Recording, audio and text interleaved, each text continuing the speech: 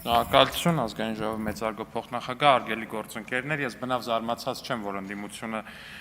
ընտրակաշառք բաժանելու, ստանալու եւ միջնորդելու համար պատժաչափի խստացման օրենքի կեսից ուղղակի գնաց ազգային ժողովի դահլիճից, որովհետեւ այսպիսի մի կպչուն կարծիք ունեմ, որ գնացել են ընտրակաշառքի համար այս պահին կալանավայրերում գտնվող իրենց թիմակիցներին պերեդաչի տանելու։ Ես ընդդիմությանը այս թեմայով ասելու շատ բան չունեմ, միայն ընդդիմությանը հորդորում եմ, որպեսզի, այսինքն այս ընդդիմությանը էլի, երկու փոքրիկ խմբակ ա լինելու, գիտեք, 9-րդ գումարման ազգային ժողովում, այդ երկու փոքրիկ խմբակներից առավել փոքրիկին, Հայաստան Դաշինքին հորդորում եմ,